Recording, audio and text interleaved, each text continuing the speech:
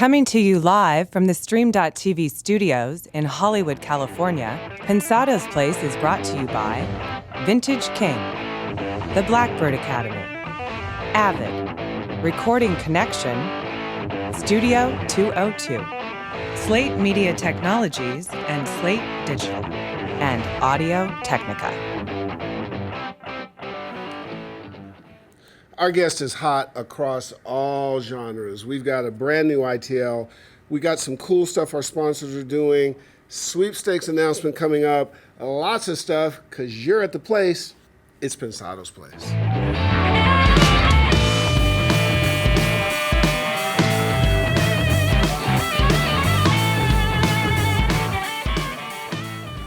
What's up, everybody? Glad to have you with us. Going to be a great, fun show. A buddy of mine's hanging out with us today. Herbert, how's your day going so far? So far, so good. Tape days are always good to gather the family and do another one. This is number what, 188? This week. We have to start thinking about episode 200 soon, huh? Yeah. God, goes fast. It does. How was your week? You know, really good, really good. I'm a little excited for you. I was at a place last night. I think it's going to be very cool for you. Cool. Yeah, you're going to like this. So Yeah. can't share yet. But when we share, we'll share and show it to our audience. How about that? We're talking about the rehab thing, right? Yeah. Okay, good. Yeah, exactly. It's called Passages in Malibu. So, I'm trying to wean myself off 1073. right. This is a very special audio rehab place. All right, now that we're completely off the rails, shall we get it going? Yeah. Cool. Hey, back at you again. Always a pleasure. How was your week in audio? We trust it was good. Our man Will Thompson met with me and said he thinks we'll hit the 100,000 mark by the end of the year. Incredible work by all you guys. Likes and subscribes at a really good time. Dave and I thank you so much for that. Yes. Quick note again for our international audience. In case you missed this last week, if you're interested in the Pensado Papers, you will not have to pay super expensive shipping rates from the U.S. You will not have to pay that exorbitant number. It will be available from regional shipping places near you. You'll pay a normal cost. You can use Amazon or a number of other if you need specifics, but we don't want you. We've had a couple inquiries worried that the book will cost $20 and shipping will cost $40 or whatever the number is. So again, Pensado Papers available near you in about 2 weeks. We've been told probably about a week now. And also thanks to you, to all of you guys who've read it so far and sent such nice commentary Absolutely. to Dave and I, right? Yeah, yeah. It's been pretty cool. It's hard to hang it all out there in a book, and to be rejected for who you are is tough. So be kind to you guys, man. It is a little tough. But so far, so good, you know. So far, so good. Our audience is honest, and that's all I can ask for, you know. And here's one of the questions they asked, so maybe we can help you. The book is kind of part story of perseverance, part comeback, part career journey, tips and tricks tips and techniques really from a lot of our guests. Probably some career advice, some really cool pictures, and a look at behind the scenes of how all this works. So it's not going to be something where it's kind of just a nerd fest. There's more to it. Yeah, the Nerd Fest will be the next book. Yeah, exactly. So, you know, we if you want to get a chance to get an opportunity, if you want to read it, please do share your thoughts with us, and we're just so honored that you even care that we have a chance to do it. All kidding aside, yeah, for sure. Strategic partners, you know who they are. We love ours. Vintage King, the Blackbird Academy, Audio Technica, Slate Media, Avid, Studio 202, and Recording Connection. Everyone's exhaling a little bit after Gear Expo Nashville and AES. Audio Technica's out with some new product. Blackbird and Slate coming this month with a new line of plugins. Everybody's gearing up for year end, plus gearing up for the top of the year. We thank you always for your support. They allow us to bring this show to all of you for free, and they're the best. You know, what is not mentioned every week is that there's some other guys who don't get the same weekly pub. So let's mention them really quickly. Isotope, Ultimate Ears, United Audio, AEA, Gobbler, G-Tech. Those guys are also in the foxhole with us at different levels. They're passionate about you. They want to make your products available to you, and they help all this keep going. All of our sponsors are absolutely aces. There's been baby information and news for the last. Oh, yeah. We have another week of some baby information. So Congratulations to Pensado family members, Stephanie Spitfire Willis, and super gifted, super cool, salt of the earth husband, John Willis. They finally completed their quest to adopt.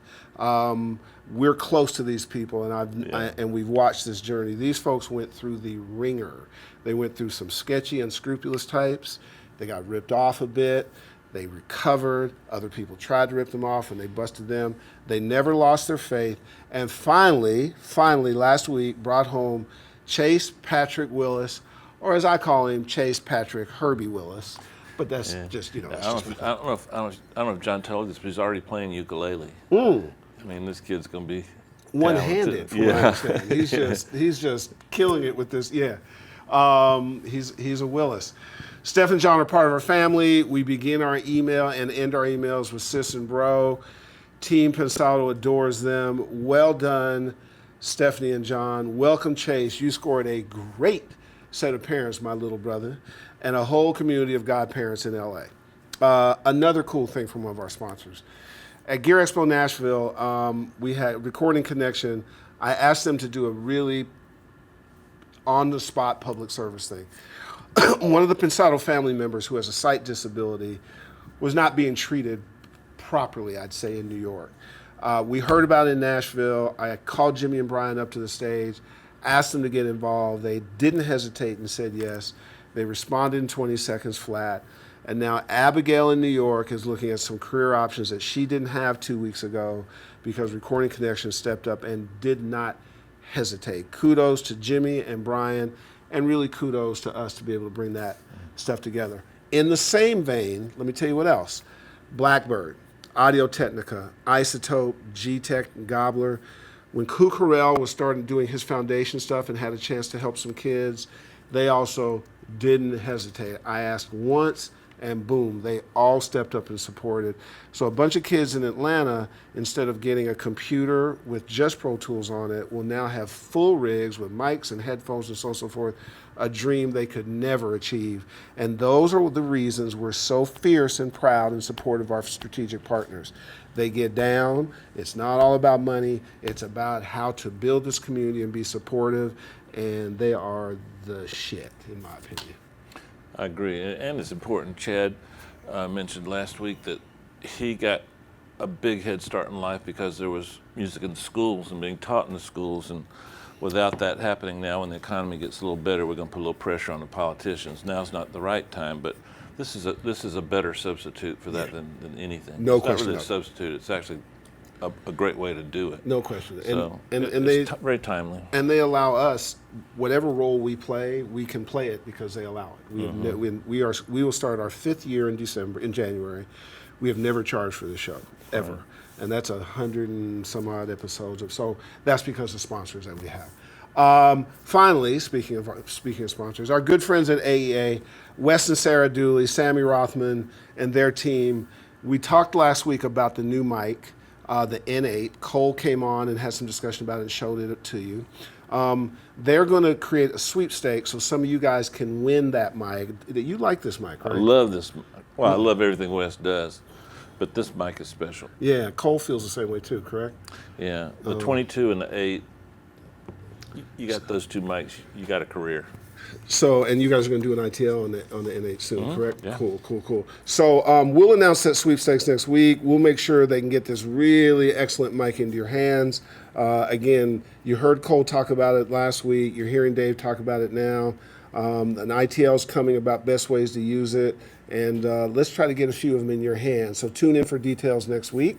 I think all the business is concluded, my good friend. We have a hot guest, and you got a hot ITL. What is the ITL this week? This week's ITL is a sit down with Bryant Gumbel and trying to show my co-host how to do this.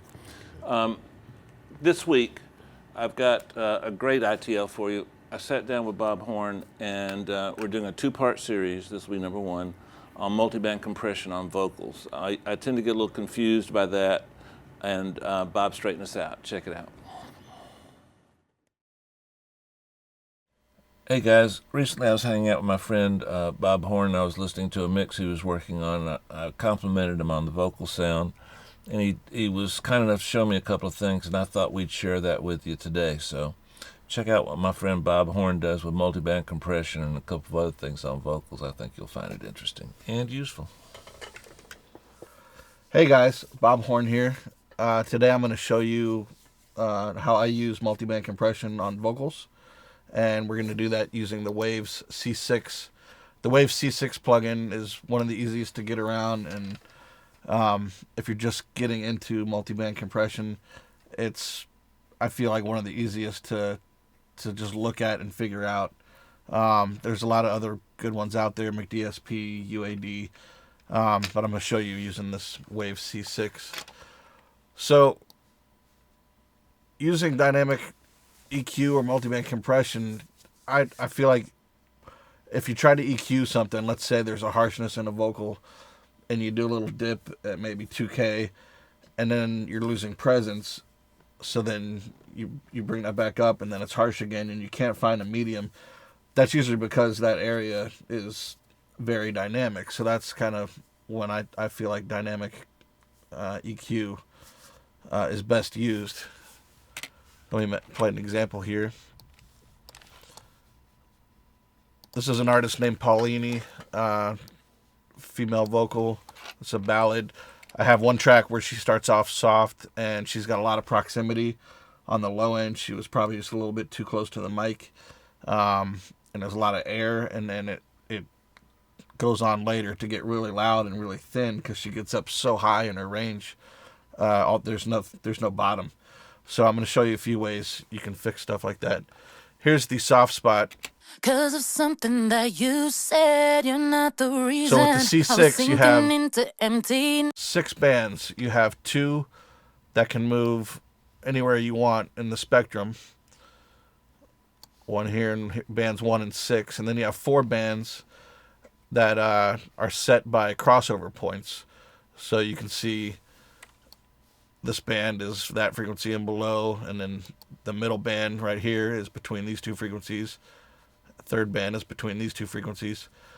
And then bands 1 and 6 give you flexibility to move wherever you want. So first thing I noticed about this vocal on the verse is the boominess. You can solo these bands and really dial in the stuff you hear. So once you find kind of the frequency range you want to work on, you have threshold, gain makeup, reduction, which can also be expansion. If you go positive, you can actually boost the frequencies. Something that you said. And then you have attack and release. You have these for every band, and it might feel like a lot of work setting all these attack and releases. A lot of times the default settings work pretty well, but lower frequencies are slower than higher frequencies. So if you're working on the air band of a vocal, you're not going to want an attack of like 160 milliseconds. You're going to want something fairly fast because the frequencies are moving fast, as well as you'll probably want a fast release so that when you're tapping on those high frequencies, it grabs it quickly and lets go of it quickly. The lower frequencies, you can do a slower attack, a slower release. So sometimes I play with those to fine tune it, but your main controls are going to be the threshold and your gain reduction. And I usually just hold down 5 or 6 dB, 4 dB, 8 dB of gain reduction. Then I start moving the threshold down until I get it moving. And I just kind of fine tune those until it sounds good to me. Some people, they like to do a lot of gain reduction. And then you can do a little gain makeup here to kind of compensate for if you've gone too far. Sometimes it's just a style. If you do a stronger threshold with higher reduction, it's more powerful in what it's doing, but you're going to all of a sudden feel like there's a hole in that area. So that's what the gain makeup can be used for. So I have, like I said, I have this working on her proximity area. She was probably a little too close to the mic. Then I have a band on the kind of the scratchy, airy stuff up there. And the other cool thing about multiband compression is that it's the same thing as a de-esser, except it's multi-bands, not just one band. A de-esser is one band. So I have my third band that I'm using is way up there on the super high S's. So all together, something that you said. It evens the vocal out real nicely. I'm going to now go to where she gets loud. Where she gets loud, her vocal is a whole different vocal. The proximity is kind of gone. And now there's a buildup of just mid-range. Her power just almost overtakes your ears with 1 and 2K. So My heart wide open. it's all in that one little area from like 800 to 2K. There's no low end, no high I end. found my voice, I wanna shout it out. Oh, my heart wide open. So that's the area we're working on there. Oh, my heart wide And open. then the kind of boxy area right beneath it. Oh, my heart wide open. It's a lot easier on the ears when you tame those frequencies. And it's when on that same track, when she lightens up and starts to sing softer, the multiband compressor starts working less. So it's not like just a flat EQ where you've dipped out those frequencies. If you do that, then you've dipped them out the same amount, no matter how loud or soft she is. Now we're being dynamic with our EQ. So when she lightens up, our multiband compressor lightens up. So it's almost like you're riding the EQ gain when it's needed. When it starts to get harsh, you go stronger. When it's not harsh, you lighten up. So that's what the multiband does for us, rather than just a flat EQ. A friend of the family having just this incredible run. Welcome to our well, Dave, introduce. What's his name? Well, I have to read it because it's got so many. It's Michael, Larry, Bill, John, Isaac, Sam, James, Ryan, Busbee. Okay, welcome. Thank you. Busbee. Exactly. How are you, man? That's amazing. Yeah, Anybody that wondered why he calls himself Busbee, now you know. my parents thought it was a good idea to give me 2 middle names.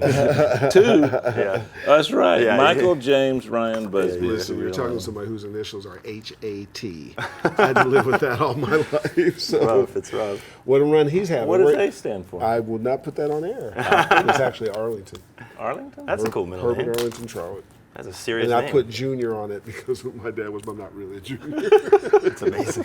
Hey, I was figuring out what to do in junior high. Man, that's worth like 1% less on your home loan, a name Probably. like that. Let's talk to our guest. What you got That's for us? awesome. Hey, man, congratulations on all the recent Thank you. success. What a run, New man. Garth Thank you, Brooks guys. single, and oh man, so many great number ones. I've always been fascinated with creativity, and particularly guys like yourself that can just take apparently just things out of the ethos and turn them into great songs. How do songs come to you? Do they come as lyrics with a little bit of beats per minute and melody, or you get a melody with a little bit of lyric, or a little bit of tempo with a little bit of chord changes? I wish I had a way that would probably make it easier. I'd just show up every day and go, this is what we do. It's been different almost every day, and that's part of what I see as my role. I kind of, when people would ask me who didn't know what producing were, they'd be like, what's producing or what's songwriting? And it's like, to me, it's providing what's missing, and especially because I do love all aspects of it. I write lyrics, melodies, I'm an instrumentalist, I produce, whatever. So sometimes I'm in the room and I'm using all those skills. Sometimes I'm using part of those skills. Sometimes, like Try, for example, I literally woke up with 95% of that chorus in my head and worked on it for 5 minutes and recorded it and had no idea it would become what it did, but I woke up with it. Other songs I've written while I'm driving the car, more often than not, I show up on a Tuesday and sit down with whoever we're with and we write a song. Someone will have a title, or sit down and start playing something, be inspired by a synth sound, whatever it is. I mean, that's part of why I love having instruments around or great plugins, because you can be so inspired just by like an arpeggiation on an A minor chord or whatever, So I have 2 rules in my studio.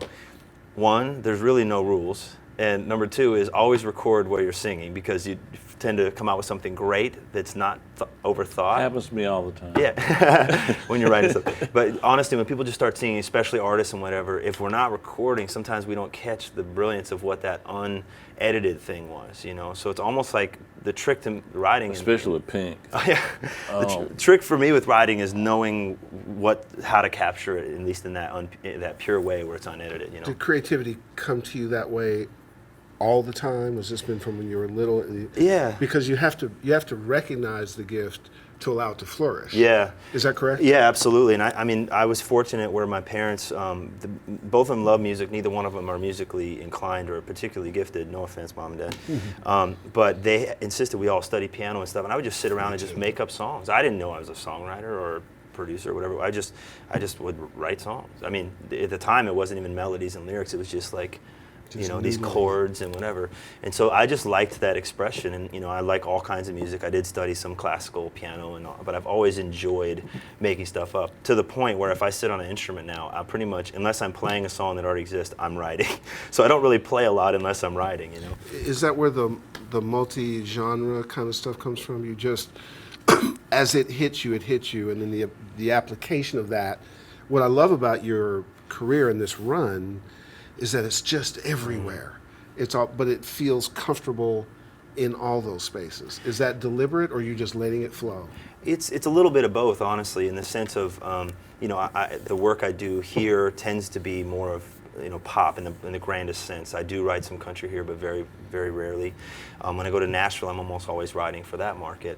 But that said, I've written songs. I mean, I wrote a song that with a indie artist out of the UK that is now being placed with a big country act or whatever. So sometimes that stuff happens. Or Try was written with my buddy for our film and TV band project, and then it gets north to go south. Yeah, but then Ben, let's give Ben a shout out. Ben West, and Greg man. Kirsten too. Yeah, absolutely. Ben is an incredible writer and producer, and you just don't know. You know, that's really kind of the frustrating exciting, part. Right? It's exciting, but it's also frustrating because you have to turn this into a career, and you don't know where it's going to be. But it's what keeps it not boring. You know, if I knew everything that it was going to have, I would just check out. You know, And a guy like you, much like Dave, and in certain things of what we do, much like me, it's important to be stimulated. Oh, totally. I got to find that thing I plug into Yep. to go, oh, let me create that event or whatever this, or Yeah. and that living for that, I think, or when I watch you mix. You watch me mix. Yeah, I mean, I like Stalker. watching paint dry too. But that's the, That's amazing. well, no, but the fascinating. Well, that was actually the point because when I watch great mixers, How many people does Miles have on his roster? You might need to move management. I understand. It's cool, Miles. I'll tell it to you about the commission. But what's great about watching commission? somebody like Yeah. Dave is that in those minute movements and Yeah. the way they're processing and so on and so forth, when he gets into his thing, I can see he's charged up, and just Totally. him in the relationship with the music and Yep. and the vision of where it's going to get to is just amazing. So if we didn't have the stimuli, I don't think we could do what we do. Yeah. Correct? Absolutely. And it's that, at least as on the writing side of it, it's that sort of fuel that keeps it exciting. You know, I mean, I've been doing this for years. I've written, you know, probably 1,500 songs over my career, I would imagine. But I still get the excitement of being a kid in his bedroom coming up with stuff, you know. And honestly, the feeling, even though I've written that many songs and I've had some hits and I'm fortunate enough to work with incredibly talented, established people, you know, in part, it's still that moment sometimes when you're writing where you're like, oh shit, am I gonna do it? Did I lose it? Can I not? But when you turn that corner, it's probably like this with mixing too. We turn that corner, like it all just starts to gel, and until that moment, you almost feel like you want to just like punch yourself in the face or something, you know. But you can't, especially when you're writing, you know, you can't really kind of go, hey, does this, you know. So Whenever it's I have the need to feel punched in the face, I run by Herb's. it's amazing. Herb had a great question. It reminded me. One of the unique things about your writing is it feels to me, correct me if I'm wrong, please, it feels to me like you just write and then the genre, That pesky word. we practiced it before the show. The genre. It kind of fleshes itself out more in the production. So it seems like your songs can be used. You have a #1 record in Japan recently. Yeah. Then of course all the Lady Antebellum and Rascal Flatts and all those big records. And then Pink and Katy Perry and all that. And you're a producer, so that doesn't seem normal to me. Is that normal? I don't know how normal it is. I don't. Well, I've what never. I'm saying, the part yeah. that's abnormal is that you just write the song and then the production determines what type of song. There's times when that's the case, and I hear what you're saying, and I do think that is part of it. A Try would be a perfect example for that, where we wrote it literally in Detroit for this band thing. We were going to pitch it to film and TV, and then everyone in the publishing company was like, I was getting emails from like the Berlin office going, one of my buddies, Thomas, who works at the company, he was like, dude, I walked down the office and there was like 5 people playing that song in one, and you're like, well, that's kind of weird. I mean, why? And then next thing you know, through my management and the person who was at BMG at the time, our friend Susan Koch, they pitched it to Rainey at RCA, and then she runs with it, and it becomes this huge record for Pink. But other times, like when I'm writing with Rascal Flatts, I think it's a little more stylized to that genre, especially with the lyrics. I was going to say, lyrics seems to be a differentiator. To be fair, and I mean this in a good way, Nashville's a little more particular about the lyrics, and that's something I love about it. I mean, it's the lyrical giants that are in that town and the way they string words together. It's just. Have you ever written a song with the word truck in it? I don't think you have you? I try to be very, very. I want to write about what I know. Any 4-wheel vehicles? So, there is a song kind of reference. So I'll do that stuff when I'm in the room with the person who By does the way, that. I love truck songs. I love trucks. Exactly. I don't know if it's accurate or not, but someone said, Duke Ellington said there's 2 kinds of music, good and bad. I don't know if it was him or if it, that's the way I tend to think, but I also try to play to my own strengths. If I was going to sit down and write a song by myself, it's not going to be a drinking truck song. But if I'm writing with a writer, particularly in Nashville, who knows how to do that really well, and I can provide what I do, and it could be a good marriage, I'm super open. But I try to be really aware to write what I know. It's probably going to lead to the best result, We've been friends a long time, so I'm going to ask a personal question, cool. if you can. Yeah. I've always been I've been privy to a lot of creative records being made, a lot of number ones. I've been behind the scenes, but I've never been with one when it was being written by more than just the artists themselves. Take me through a typical writing session. Let's say artist X, one of the 2 or 3 biggest artists on the planet. Yeah. You get the call. What happens next? I try not to crap my pants in preparation. In the sense of, Herb can alert Miles, so that depends. Yeah, exactly. From endorsement. referencing, by the way, Chad Smith, what a guest. I mean, come on, Did man. Depends made you think of him? Well, yeah, because you guys were talking about it several times. But dude, he was so gracious and generous with his information. I mean, I was literally watching it last night. I was kind of catching up the last few episodes I haven't seen, and I was like, oh, push play. I was up till 3 a.m. watching that thing, just going, oh my gosh, what a dude. The experience that we have, because it's a great question you posed, is sometimes when we're doing this, and it's happening with you, by the way, is it takes off on its own accord. It's kind of like when you're writing a song.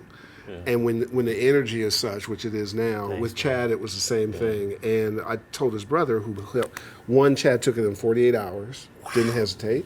This is a rock superstar. Very much so. And I told his brother in an email he could not have been more of a superstar and less of a superstar all in one time, just like Dave. Yeah. And I put just like Dave. Yeah, you nailed it. I'm not going to be jumping up on the desk, so just to lower expectations. I think that's reserved for him. So when I'm jokingly saying I'll crap my pants, it's more in the sense of like, it's the World Series as far as writing goes. When you get a call, like, I did some songs with Shakira. It was like, okay, you're going to work with an artist that's like massive worldwide, and their stakes are always fairly high. This is not a hobby, as Gary from Rascal Flatts always says. Yeah. But it's when you're in those rooms with those artists, that's your chance to write that first single, whatever. So a lot of preparation can go into it, but at the same time, man, you can go in there prepared, and you have to be ready to turn on a dime, And with Shakira, for example, I'd never written with her, so I had no idea what to expect, and I didn't know anybody who had worked with her directly who I could kind of get some information behind the scenes. But are you the first one to offer up a melody or a sliver of an idea, or do they? It depends. Like some writers, some artists are not good writers, so they might have an idea and try to treat you like the hired help to kind of flesh that mediocre. It's really tricky, Dave, and I know you've gone through this as well in the stuff that you do, but it's like prepared for anything, and then in the moment, gauging it, because I can see that Shakira's written songs, for example, with just her and her producers, so I could deduce that she's probably a great writer, which I now know she is. So you research the past of the Yeah, artist. but you can't know anything, so you just go in as prepared as you possibly can, and then in the moment trying to like read the room at all times, which is the craziest thing, because like if I'm with a couple other writers and we're all friends and whatever, you can just let your hair down, you can just write, and you're like, oh, that idea sucks or whatever. But you're with an artist, especially when you don't know them, you're just getting to know them, that can be a different situation, and you have to read it until you get to know them. That's when you're on your game. Totally. That's when the adrenaline is up. That's when right? It can lead to amazing things. Yeah. But you're never making something up completely from scratch, right? I do all the time. Sometimes, You yeah. do? Yeah, I try not to, in situations like that, I try to be as prepared as possible, but when it's the day in, day out of writing, I don't write a bazillion songs, but we write enough regularly where you can't just always have an idea, but that's part of the brilliance of collaborating. Especially in a town like Nashville where you have so many people who have like hundreds of amazing titles, you walk in and you go, it's almost always the same. What do you got? And someone will be like, I got They this say that to crazy you, title. you say that to them. Everyone, just whoever. Someone just poses the question to everybody. Sure. To the room generally. Show me yours, I'll show you mine. Yeah, and sometimes people have a great idea. Sometimes we just find it. Sometimes you try 3 ideas till you feel something that everyone goes, that's awesome. I'm sorry. No, go ahead. Is there one method that tends to produce? Let's not use the word better, but let's just use the phrase. Is there one method that produces results that you find more satisfying than another method? In other words, I guess some methods you give up control, some you don't. Man, it's not, I don't think of it that clearly delineated because there's been so many different paths for me to find a song and then various paths to find success with those songs. So although I'm sort of like this weirdo, I'm creative and I'm also administrative, business minded. So my creative side, I just love doing this. My business administrative side is like going, how can we recreate this? What was the path that you got? But I haven't found it yet. There's no surefire path. I mean, there's people who 5 years ago had 10 hits on the radio, so to speak, at one time who can't get arrested now. Like, it's just. And as you're really a multi-hyphenate. So it's one thing if That's a great somebody's term. Can I use that? That's amazing. Absolutely. Miles will work out publishing. Right? Exactly. Multi-hyphenate. Because you've got the writing side, the producing side, the playing side, the singing side, all those different things that can be a stimulant to an idea. Yeah. And you kind of have to let them all go. Totally. And let them all those different busbees have to come out and live. Dave sort of teases me in that same context, like, who are you today? Are you a showman today? Are we doing live events? Are you whatever the case may be? But the fact that I can do all that inform each other. Absolutely. Is there one of those hyphenates that you are in love with more than the other? Do you like writing more than producing? Do you like playing? Mean, the way I would answer that is if I was forced to pick one, I would say songwriting, because it's just, it is such a beautiful process. And they're all beautiful processes, man. I mean, let's face it, dude. I gotta go in a room and make stuff up, and somehow I feed my family doing that. Like, Herb Trowick, dude. It was the general sense. I've never heard that Sorry, before. Mr. Arlington Jr. I like dude better. The dude abides. That was the general dude. You know what I mean? It's like there's that side of it where you just go like, I think earlier on as I look back and when I was younger, there was just such a desire to find some being established or find an opportunity or have somebody to look at the talent and go, there's something here. Where it was just like you feel like you got to use all of those things. I was all singing, all dancing. You could, did a little mixing and mastered a few things, whatever. Now it's just like, whatever's needed, I did a song the other day with this artist. We were working on a track, and the top line wasn't really feeling quite right yet. It wasn't bad. We just didn't get to that point where we were both going, this is amazing. But the track felt great, and she just came back after this break, and she goes, I have this amazing chorus that I worked on with this other dude. We should try. And sure enough, it was the same key, 1 BPM off, and they fit together like a glove. And I'm not sitting there going, well, I didn't write that chorus because I wrote the track, and I helped her write the lyrics. But even if I didn't, I helped facilitate. So that was my role that day. Other days, I'm writing 90% of the song technically. Not that, that's the other thing too, especially when it comes to splits, not to go off on a tangent, but like, you can't devalue the role of like cheerleader. And a great writer will still, like if Dave and I are writing, hypothetically, you're going to come in a room. If you have an amazing idea, the best thing I can do is help facilitate that. I'm not sitting there thinking, okay, Dave's written 80% of the lyrics and I need to make sure to give, it's like, no, we should have a trusting relationship, where we both know, I mean, one day you might be on, one day I might be on. And when you're on, it's my day to facilitate. When I'm on, it's your day to facilitate. Can I tell you to our audience how important this information is for all you guys out there who have to think about, collaborations and the process and so on and so forth. Don't get that in the way of the creativity. Let the creativity come. You know you need to do the business as well too, but you need to do business about something. Totally. And it's got to be good. And if you let it come and let that process and then put the business beside it, then you'll protect yourself. Absolutely. Too many folks worry about it the other way around, in my opinion. If the creativity's not there, the business makes no sense. Yeah. There's nothing to do business at about. all. Yeah. Neil Young, who was recently on our award show, was also recently on Howard Stern. And I heard him say something that a lot of creative people say, not just songwriters, but poets, and he said that he described the process of songwriting as not so much an idea coming from within, but ideas coming from without somewhere, and you just kind of pick them out of the air and grab them. Michael Jackson said the same thing to me. Is it that way for you? Am I missing? Am I in the wrong ethos? I mean, no, it's totally true. I mean, you guys know. I mean, look, Billie Jean was, from what I understand, I never talked to Michael myself about this, but a story of the stalker that was like, and he turned this weirdo story, someone who was accusing him of, she had his child, all this stuff that wasn't even true. He turned this into one of the biggest songs of all time. One of my good friends, John Green, who's a great writer from England, lives in Nashville now. He told me he went to the school that Paul McCartney funded in Liverpool for college. He went there and he got a chance to sit with Paul and play some songs. And Paul said that exact same thing. Paul had lost his license because he was smoking a little too much weed. And so he was taking a cab to write with John for this record. And he asked the cabbie, "How you doing?" He's like, "Working 8 days a week. It's crazy." They wrote that song in 20 minutes. I mean, that's from the horse's mouth to my friend to me. I mean, that's the story, And if you don't pay attention, then what you're writing isn't necessarily relatable, Maybe that's what they're saying. But Michael said, "I've got to get home because there's a song out there, and if I don't get to it first, somebody else will." That kind of. When you talk to some of the great ones, I mean, in my experience, I've spent some time with Maurice White, who founded and led Earth, Wind, and Fire into a sort of legendary status. And he told me how September came about. And he was a guy who didn't like to go outside, was in a hotel room. There were civil rights riots going on. Wow. And he just looked out the window and he thought what the date was. And he started writing on the Shining Star. They were at Caribou Ranch. He was frustrated in the studio. He went outside. It was pitch dark except for one star. And he went back in, and Shining Star came out. Fantasy, I think it was Fantasy, was motivated by a Jack Nicholson film. He had half of it was stuck, went and saw a Jack Nicholson horror film, and got in his car. And the last one that was always funny to me, it turned into a big hit in my career. When I was managing Brian McKnight, he had a song called Back at One. Oh, yeah, absolutely. And it had directions. One's like a dream come true, 2, 3, 4.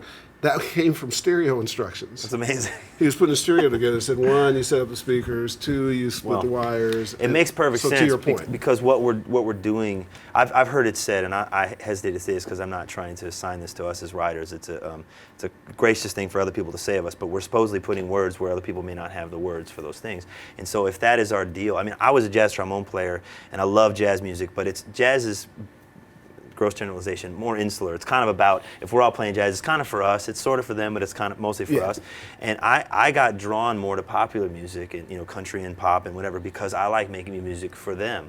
And I've always loved those types of songs. So if we're making music for them, it's going to come from everyday life. Whether it's, and the other side of it too, if you've had a rich life and a sense of experiences, then you've experienced the totality of what other people have experienced. That's and right. even if it's your story and your specificity, the emotion is in that, and people can relate to that stuff. Connect to it. Totally. Precisely. And that's the whole punchline, whether it's a happy song or a sad song or an emotional song or an up-tempo or whatever, Which applies to across all kinds of music. We try to do that with the show. We try to do it with the events. 100%. Like, connect you in a way where we can meet you where you live and understand where you live. Absolutely. And I spend a lot of time thinking about that. Larry, John, Bill, Sam. while we're talking about trombones, you got to write that down for me when you say new branding. I think it'd be instructive for our audience to kind of have a little insight into your path from trombone to where you are now. Yeah. It's a weird one. So the aforementioned parents got us into piano. We went to a really tiny private school. It was just like a neighborhood school that had a great band program. Totally like, it was like this blue collar private school, if there is such a thing. It's hard to explain, but they just happened to have this great band director, so we all were forced to be in band, but we loved him, and it was amazing. Really influential person in my life. And then in high school, I got into jazz. I'd played a bunch of different instruments in middle school, so it was like, trumpet for a week, and then baritone horn for a couple of years, and then tuba, and then bari sax, and whatever. And in high school, my band directors pulled me aside, and they're like, if you want to make a living, you got to switch from baritone to trombone. The best and worst advice I ever got. You can't really make a living playing trombone. No offense to anybody out there. And I mean that respectfully, but also truthfully. Most of the people, my heroes on trombone, also teach, which is great, and also they are touring all the time. And the things I didn't really want to do. I'm not really a formal educator, much like yourselves. I have passion for sharing the information and all of that. But so long story short, that kind of led me to this path where it was like, I got a job in a recording studio through my buddy John Bendich. He's an amazing guy up in the Bay Area. His father actually was the lawyer for the Fantasy Records empire, and so he grew up around the business and knows a lot. And it's like you guys. I mean, I was saying to Dave earlier, it's amazing you guys are doing this show because, first of all, thank you. I mean that as a fan of education of music and the fact that you guys are doing this, and I can log in. I mean, I'm making music, but I'm going, what can I learn? And I'm learning all kinds of stuff all the time, and I wish I had that 15 years ago, so thank you for doing it now. Thank you, Dave. And that's who I've always known you to be, Dave. I mean, I'm sitting there,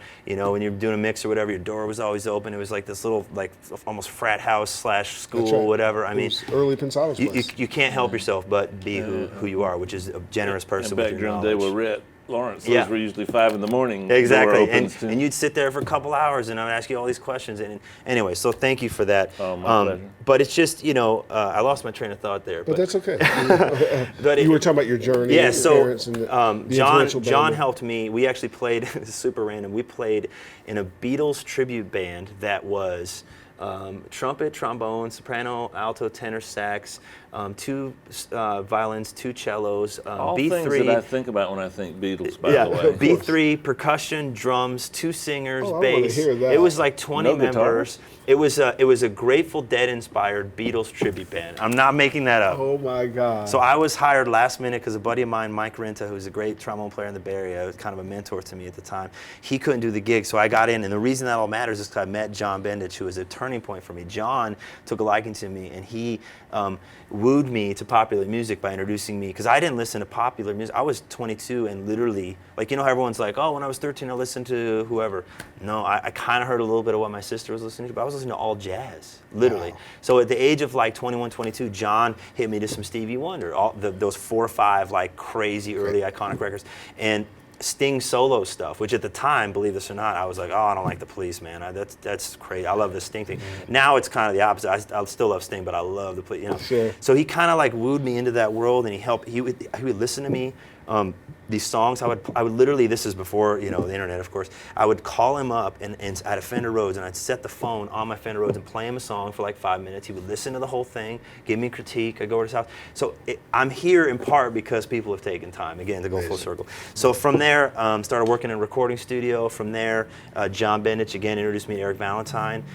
Eric's a dear friend of you guys. Love Eric. He's genius beyond belief, but Yes, he's a indeed. Bay Area guy, and so I hit him up kind of out of the blue and was like, hey, my buddy John said I could call you, and I hung out a couple times, and then he was moving to LA, and almost like, it was like literally if we had like 3 lunches or something, not that, we went to a studio, but I was like, hey, can I move to LA and be your assistant, because I know you're moving to LA, and he goes, yeah, sure. So it was literally, that's kind of what launched the whole thing. I didn't want to move without a job. How old were you at that time? I was 24. So I moved down here. I was Eric's assistant. We were just a 1-bedroom apartment with a couple dudes, just kind of making it work. You just can't toss out Eric. You guys say Eric Valentine. Yeah, Eric Valentine. He to this day, I literally will just call him. Hey, what do you think? What do you use on this, or how should He's just similarly a very knowledgeable. Let me cut you off, Herb. Eric was on the show because Busbee called me and said, man, you got to have Eric Oh, Valentine you're on the kidding show. No, me. Busbee's the one that got Amazing. made that happen. That's my kind of behind the scenes selfish thing. Sometimes in here thinking, who do I want to see on Pensado's Place? I want to see an interview by whom. My And so guy. I'll just drop my little breadcrumbs, and I'm glad that worked out, I because love he it. worked Keep, out keep, great. keep dropping them, his please. brilliance, man.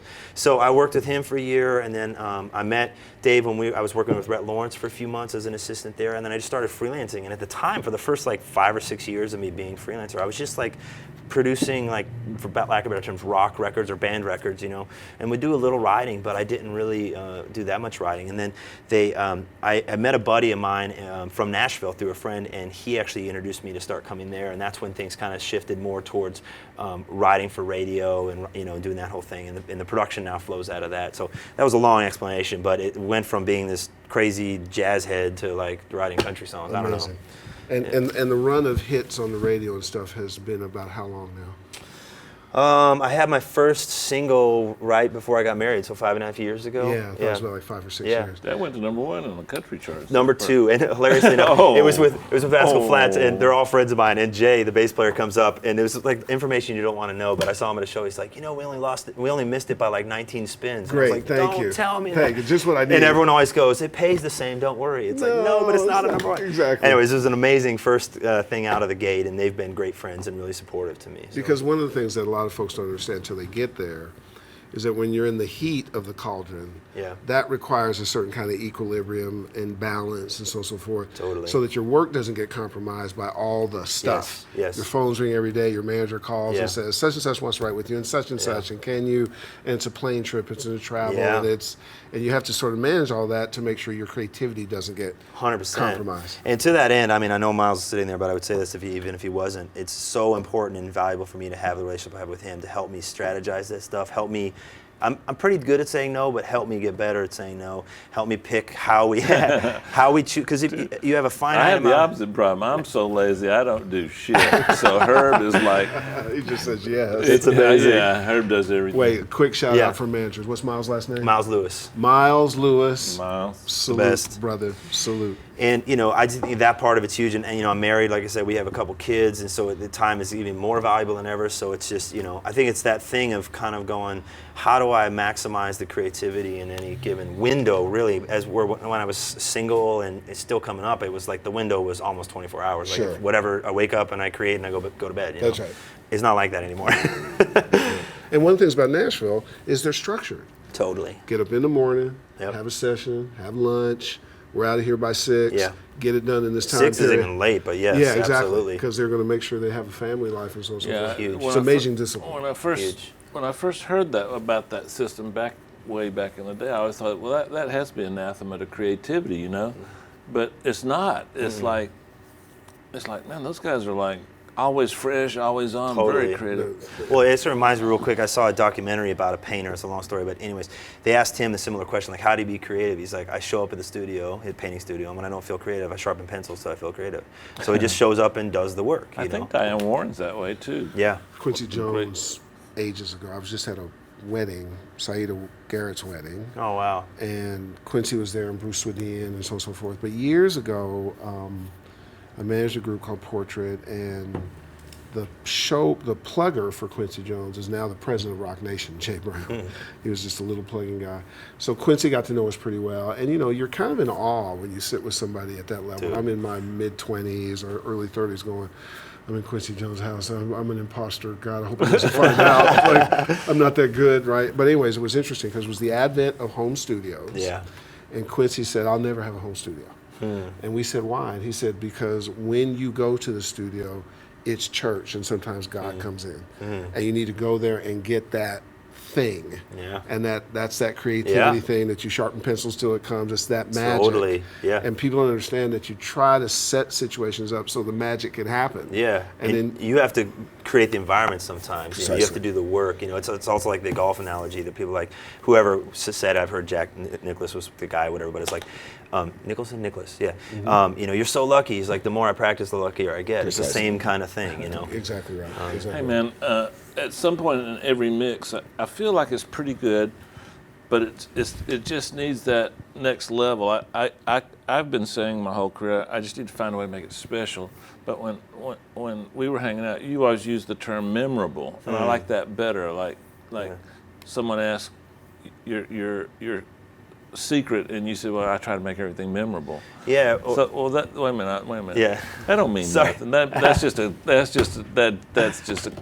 just an excuse to blow somebody off. How do you make it memorable? Well, if I knew, I would probably have 20 times. I mean, we Well, talked about this earlier. you do know. It's just hard to categorize it, I guess. In an educated guessing way, and I'm not being self-deprecating or whatever. I like to be very honest about the process, especially in this context where we're talking to all kinds of people. There's a lot of younger people out there who are trying to figure out where they fit into all this.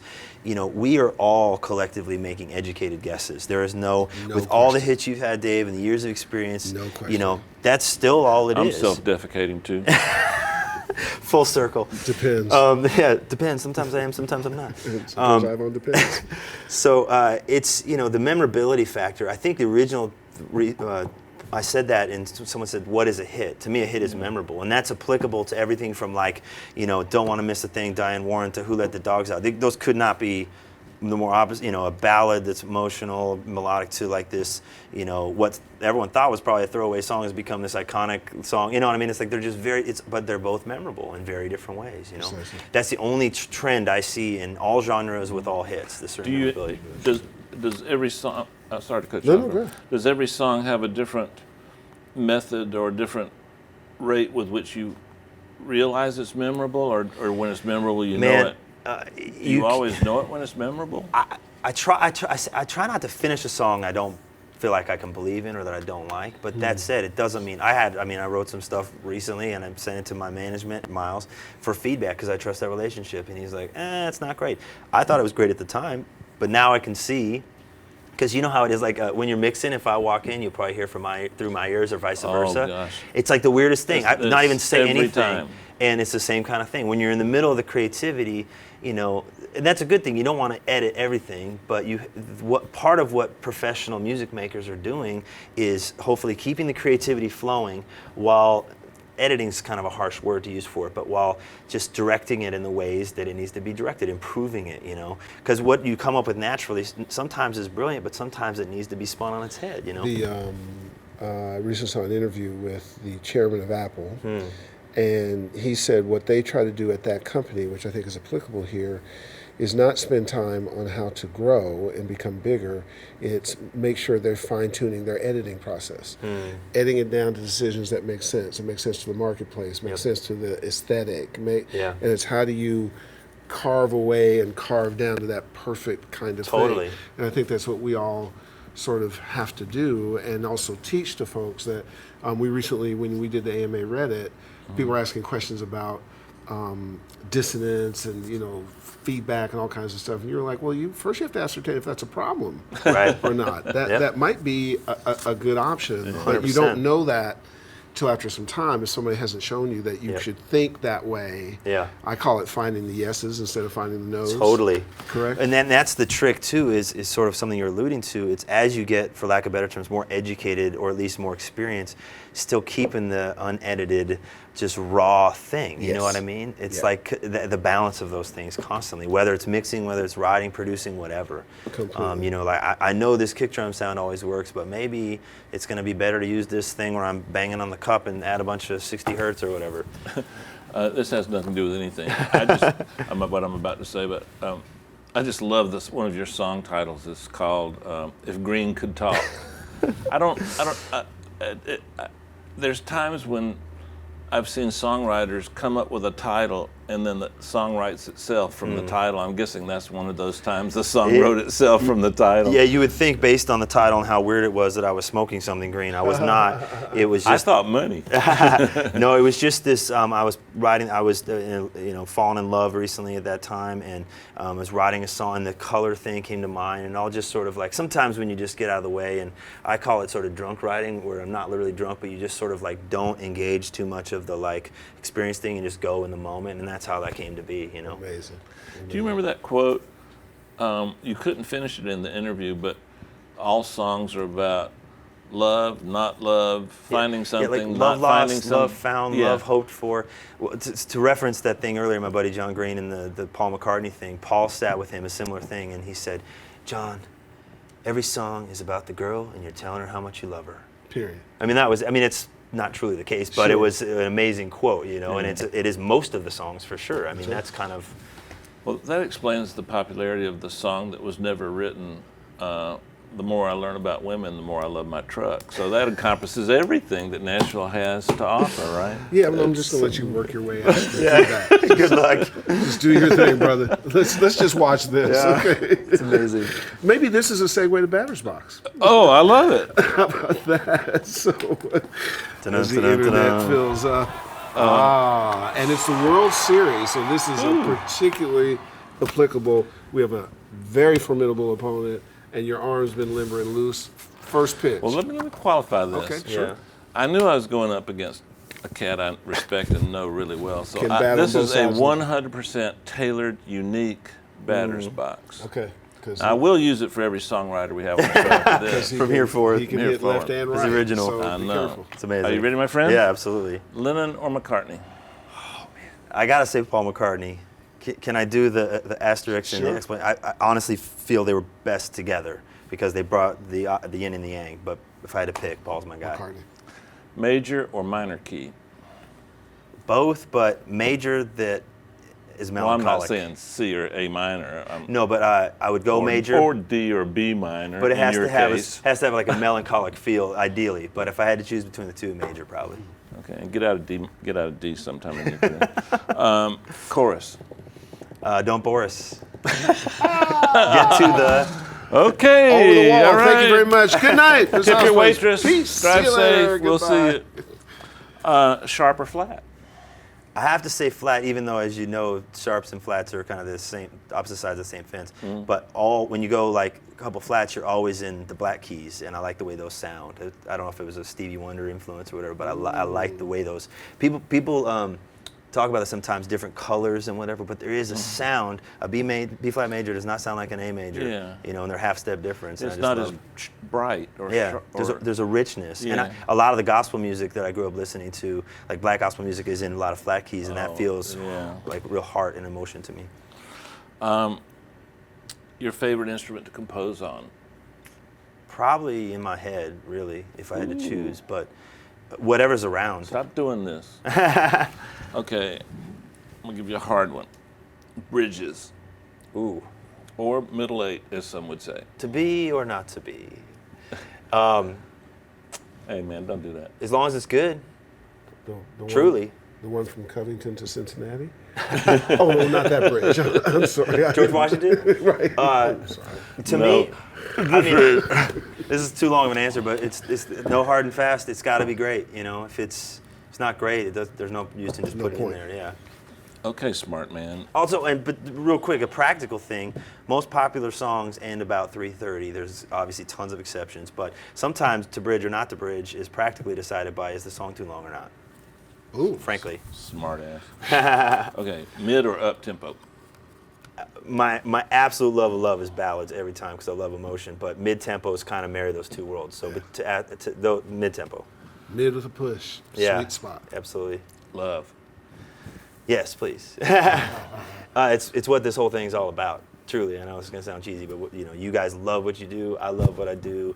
You're not here just for the money. You love this thing. I love writing songs. We're writing about love more often than not, unless it's a political song. It's really the grease for the whole thing. Let me remind you, a one-word answer will do. Harmonies. Yes, love them sparingly.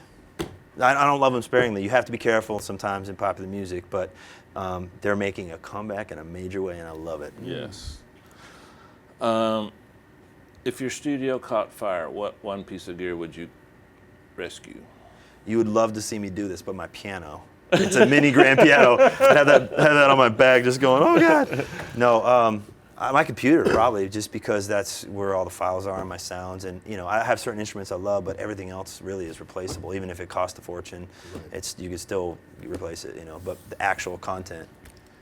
I don't think there's much to discuss. He got a little loggeria in the middle. But other than Sorry. that, But the balls were going over I the know. fence. Just Okay, I'll give it to you. And there were a Good couple that job. sort of zinged by you. And your lateral movement was good, but if you had caught that, Nah, Oh. he He was the Giants, and I was Kansas City. Well, I was going to say that's the illusion because San Francisco is on this incredible run as a sports town up in, let's call it Northern California. Yeah, you know where I'm from, the Bears, so be careful. I know, what you got. I know. And the basketball team was good. Yeah. The baseball team's ridiculous. The football team's really good. Will Thompson's good. Will Thompson's good. Busby's good. And he kind of came down with that San Francisco, Northern California thing. The swag. Walnut, California. Yeah, he kind of did his thing. Yeah, that Haight-Ashbury love thing. Well, that was before. That was the green stuff that was happening before the Nobody show. knows who Haight-Ashbury is. Exactly. Let's introduce Csongor Gance. Csongor Gance, the hungry Hungarian. You just got to eat sushi with Csongor and have a lot of room on your credit card. Chong, I'll make this that boy one run up 8 too. miles and All power good, through. man. I have seen rows of fish fear Csongor when they walk in. I love it. Just- We got to get some sushi together, gents. Come on, let's go. Oh, absolutely. So Game on. yesterday we do a Skype call with Hal Leonard, and I'm on with actually with Mix of the Masters. So I'm on with 4 different territories in a couple countries. And Csongor sets it all up. And next thing I hear are eggs being whipped behind me. Amazing. Csongor is going to whip together an omelet real quickly at my place, cook it while I'm Skyping. And he sits down. I said, what are you doing? I'm trying to have this, I'm Herb Charlock. I'm having this important conversation. He said, I put sugar in the eggs because it kind of makes it like when I have sushi eggs. Oh my So it's God. like It's good. omelet, sugar, good. ketchup. And We need to do an Into the Lair with Chongo. maybe into the hospital or something. Eggs, sugar. What? This boy can roll. He's an athlete. I've worked out with him. Csongor's no joke, actually. Csongor, give us a couple questions for our Let's man get it Busby. started. This first one's from Ender's Toy. What do you do to get away from writer's block? And as frustrating as it is, do you see any benefits to occasionally hitting a wall? Ooh, great, Anders. Great question. The benefit to me of hitting a wall is it can up your game, because sometimes you take it for granted. The thing about writer's block is you show up and you keep writing, in my opinion. That's right. I'm not an artist writer in the sense of, someone like a Pink or whoever. They'll go in and write for a season, they'll go 2 or 3 seasons. Like, I'm a guy who's committed to writing for a living, so I'm writing not every day, but day in and day out regularly. And it's back to that thing, show up, sharpen pencils metaphorically, And if you don't write, you're still exercising that muscle. If you don't write a great one, you never know when it's going to show up. Give us another one, Csongor. From Todd McKernan. What fundamental aspects of a production do you think are the most often overlooked by other engineers, producers, or songwriters? Ooh, that's a broad one. Whoa. Jeez. That they didn't hire me. Yeah, exactly. There we go. I think especially with where music is now, but it's historically been this a lot of the time is keeping the production simple. That can be very powerful. We went through a season there where there was like a ton of stuff, and that's a great thing too. I think it's much harder.